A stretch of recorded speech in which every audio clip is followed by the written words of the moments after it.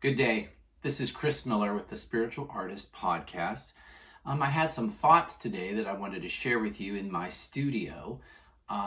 First, I wanted to tell you a little story about my brother.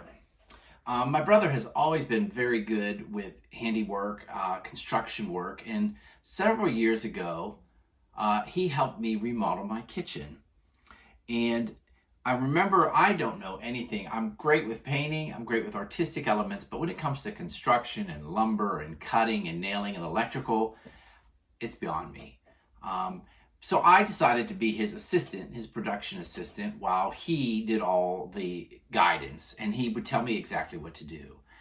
And at the time, he told me something that really resonated with me. I remember because I'm so impressed with all that he can do, and it seems so beyond me. And one day he said to me, he said, Chris, the hardest part of the project, the biggest challenge is using the right tools. He said, so many people try to do home repair and maintenance, and they don't have the correct tools to do it, and so they fail. And so, of course, he would pull out all these incredible saws that did mitered edges, tools that could cut for fast lumber quickly. He had all these special drills, and I was so impressed.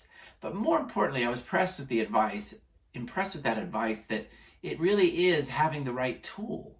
And when you have the right tool, everything works out.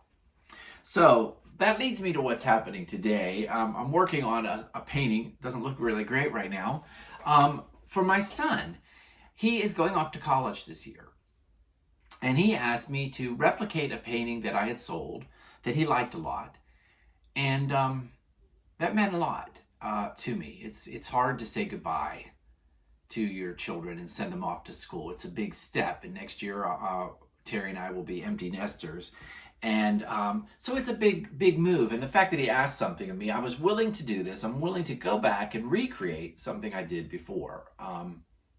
I don't like that. I like to paint in the present. But I'm sitting here and it's coming quickly, but I'm struggling with it. And for the last hour and a half, I've been finding that I'm really struggling with getting the perfect edge. And it looks jagged. And it suddenly dawned on me, I wasn't using the right tool. Last time I painted this, I used a brush like this with a nice straight edge. It's a brush I really love because it gives me a nice quick line, but it also lets me do vertical lines that are real small and tight.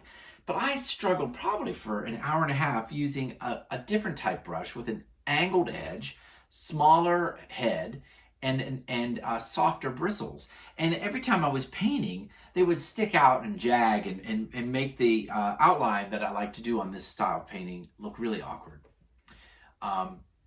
Which reminded me of my brother and reminded me of that lesson that we do have to be aware of the tools we choose to use. So you're going to learn tips and tricks as an artist. You're going to learn things that become innate to you, and you add them to what I call your toolbox. Many of you have heard that term, what's in your toolbox? What's in your toolbox? Well, you might have certain styles or certain colors or certain techniques with a brush, or you might understand how to use a certain type of acrylic or glaze and get a really neat effect, and you add those to your toolbox. But you should always be aware of your toolbox. And what I really want to remind you of is sometimes it's good to let go of a tool that is no longer serving you. And oftentimes we don't. And I think if you want to evolve artistically and stretch your creative abilities, part of that is letting go of what you're used to and comfortable with and venturing out and trying a new tool.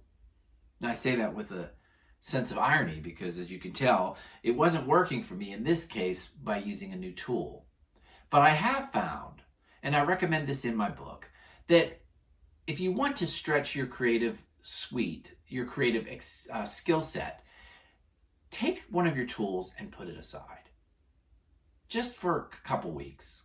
So, for example, if one of your tools is that you like to use words in your work, text, and that's part of your artistic skill, that's something you like and you include, try not doing that. Try putting that tool to the side.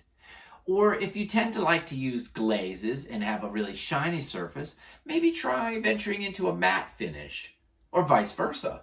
If you're comfortable with matte finishes, maybe you do something really encaustic and layered, something with a lot of texture to it. It will push you out of your comfort zone a little and help you expand your tools. So ultimately, the lesson for today is putting aside a tool is often the best way for growth. So I want to repeat that. Putting aside a tool is often the best way for growth. So I love to give the spiritual truth behind this. We are all comprised of tools. The way we are raised, how we are raised with our family, there's skills that we've learned. We've learned certain techniques of dealing with people. We know how we enjoy certain jokes. We might like certain games. We might like certain TV entertainment based on who we come from, our parents, the neighborhood we live in, the town we live in, even the country we live in. So a real good test for a spiritual artist is to step back and watch those tools. Watch the tools that you use. I know that I used to use a tool called sarcasm a lot.